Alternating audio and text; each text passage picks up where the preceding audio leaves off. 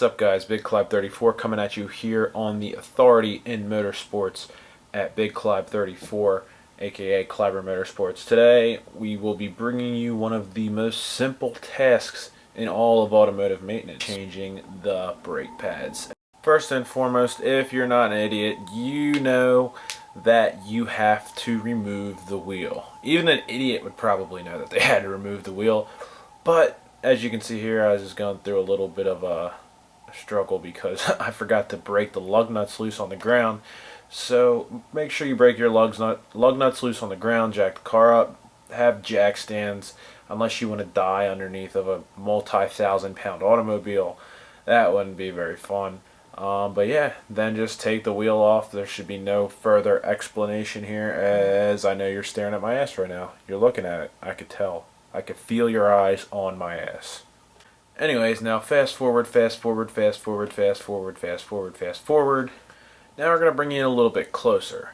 As you can see here, there is 2 bolts on the back of the caliper. You'll see that they are the ones on the corners holding the caliper in. You're just going to take these 2 bolts off. At this point, the brake pads will just go ahead and pop out.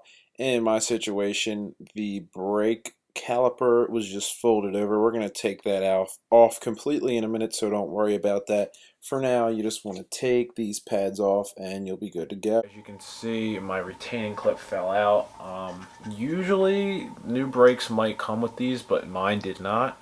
So you want to hang on to the retaining clips, which are the pieces at the top and the bottom of the brake caliper assembly. Pulling out the slider pin here. And then we're going to also take off the bottom bolt. Probably could have done this job without taking the caliper completely off, but I wanted to remove it because you always want to make sure you grease your slider pin as to keep everything moving the way it should be. Now, this is just a little difference between the new and the old pad. As you can see, the old one is worn down, and like I said, keep your retainer clips, pop them right back in. They will hold your pad in place.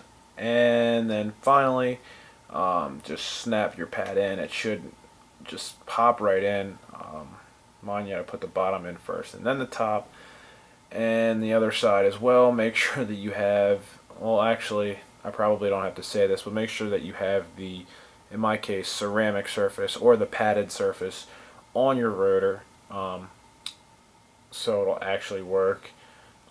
They should stay in by themselves. Then after you get your slider pin nice and greasy, you pop that back in. You then take your C-clamp, and basically what you do, I didn't have a video of this part, but you take the clamp, you squeeze together the piston, which is the circular part on the brake caliper, make it go all the way together, and then your caliper should slide right back on. After that, you go ahead and tighten your bolts back in. As you can see here, this is what I was talking about with the slider pin spinning. That's actually the part that your bolt goes into. So you just want to grab yourself. We have a pair of pliers here to hold on to the slider pin and tighten up the back bolts. And you do that on the top. And then you do the same thing on the bottom. Make sure it's nice and snug, and you're pretty much done. And that is, ladies and gentlemen, how you do a brake job on a C5 Corvette. It should work for most makes and models that have disc brakes. Should be pretty similar. So yeah, that's about it.